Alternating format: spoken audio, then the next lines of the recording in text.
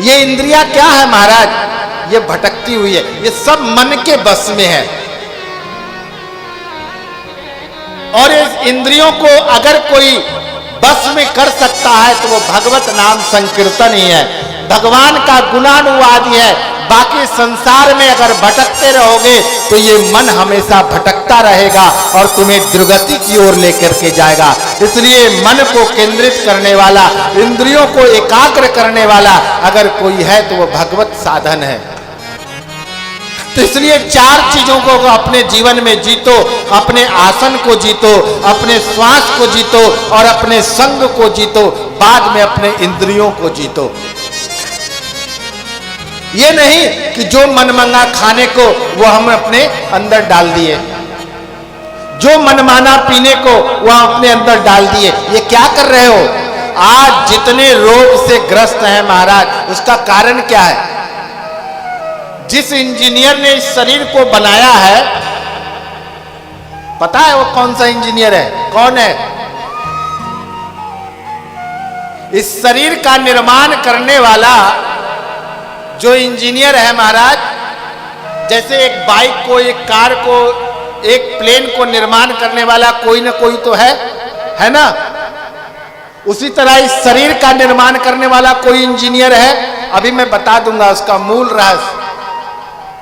अब जो पेट्रोल गाड़ी बनी महाराज जी, उसमें लोग पेट्रोल ही डालते हैं। डीजल डलवाया है क्या पेट्रोल गाड़ी में? कभी डलवाया हो किसी ने? क्यों नहीं डलवाते?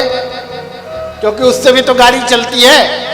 तो हमेशा हम डीजल की गाड़ी में डीजल ही डलाते हैं, पेट्रोल की गाड़ी में पेट्रोल ही डलाते हैं।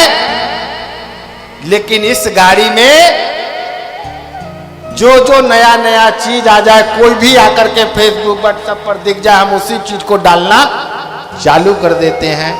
भगवान ने दो तरह का जीव बनाया है। एक जीव से पानी वाला पीने वाला जीव बनाया है और एक ओट से पानी पीने वाला जीव बनाया है। अब आप सब जितने बैठे हो, आप सब जीव से पानी पीते हैं या ओट से पानी पीते हैं? बताइए। जितने बैठे हैं, जीभ से पानी पीते हो या ओट से पीते हो? ओट से। क्या आपने कभी जीभ से पानी पीते हुए किसी को देखा है? देखा है? कुत्ता। देखिए यहां सब बोल रहे हैं कुछ, लेकिन आज के समय में सबसे प्रिय लोगों के लिए कुत्ता ही हो गया। माँ बाप घर से बाहर निकल गए और कुत्ता बेडरूम में प्रवेश कर रहा है। यही कलयुग है महाराज। तो भगवान ने दो तरह का जीव बनाया, एक ओट से पानी पीने वाला और एक जीभ से पानी पीने वाला। यानी जो जीभ से पानी पीने वाला है वो मांसाहारी होता है और जो ओट से पानी पीने वाला है वो शाकाहारी होता है। अब देखो बकरी, गाय, ये सब ओट से पानी पीता है। उसको कभी देखा है मांस खाते हुए? उस तरह का उनका डाइजेस्ट सिस्टम, उस तरह की दांत, उस तरह का पाचन शक्ति, सब कुछ बनाया जाता है। लेकिन आज हम इस शरीर में न जाने क्या क्या डालते जा रहे हैं और उसका दुष्परिणाम यह है कि हम लोग खाने से पहले 4 टैबलेट, खाने के बाद 4 टैबलेट और सोने से पहले 2 टैबलेट, उठने के बाद, यानी टैबलेट पर ही जिंदगी हम सबका गुजारा हो रहा है। अब बताओ महाराज, इस शरीर का निर्माण करने वाला इसके लिए आहार भी बनाया है, क्योंकि कहा गया है आहार शुद्धि से ही तत्व की शुद्धि होती है। इस शरीर की शुद्धि क्या चीज से होती है? ये साबुन और शैम्पू से शुद्ध नहीं होता यह शरीर। ये शरीर क्या चीज से शुद्धि होती है? आहार से। और देखो इस शरीर का निर्माण करने वाला किसी का कोई अंग नहीं मिलता। मिलता है क्या?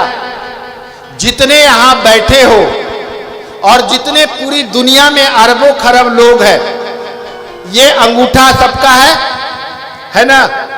ध्यान देना। और ये अंगूठा में भी आधा किसी का किसी से मिलता है, बताओ। मिलता है क्या? आधार कार्ड में क्या लिया गया आपका? क्या लिया गया? साइन।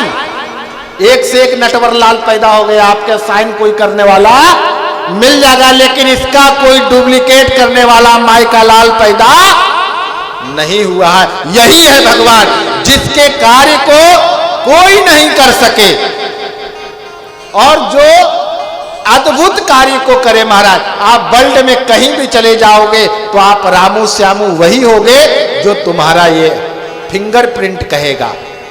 अब बताओ, कोई ऐसा इंजीनियर है पूरे वर्ल्ड में? इतना तुम्हारा विज्ञान विकास कर गया, आज सब विज्ञान के अधीन हो ना। आज कहते हो कि महाराज जी हम उसी बात को मानेंगे जो विज्ञान की कसौटी पर कसा हुआ हो, हम उसको स्वीकार करेंगे।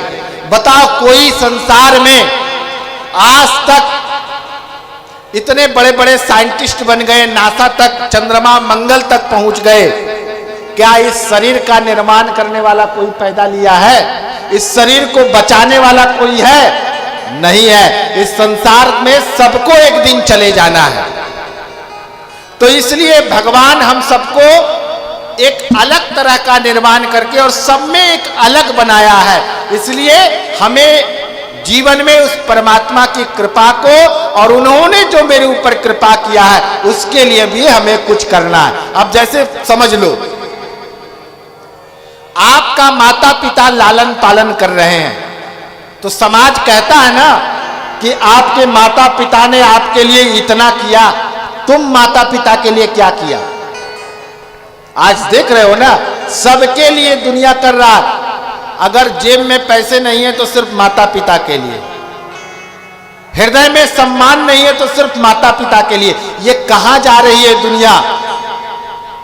अगर इस संसार में सबसे बड़े देवता अगर कोई है तो मत जाओ गंगा नहाने, मत जाओ प्रयाग, मत जाओ कथाओं में। अगर माँ बाप आपके पड़े हैं तो अगर उनकी सेवा कर रहे हो तो 1000 भागवत कथा सुनने का लाभ प्राप्त आपको होगा। मातृदेवो भवः, पितृदेवो भवः, आचार्य देवो भवः, ये हमारे यहाँ साक्षात देवता के स्वरूप हैं। इसलिए तुम दिन रात घंटी डुलाओ, दिन रात भगवान की पूजा करो और घर में माता पिता का अनादर हो रहा है तो तुम्हारा किया हुआ पूजा पाठ सब व्यर्थ है। तो ये श्रीमद् भागवत कथा हमें बता रही है कि हमें माता पिता का आदर करना है, सत्कार करना है, गुरुओं का सत्कार करना है।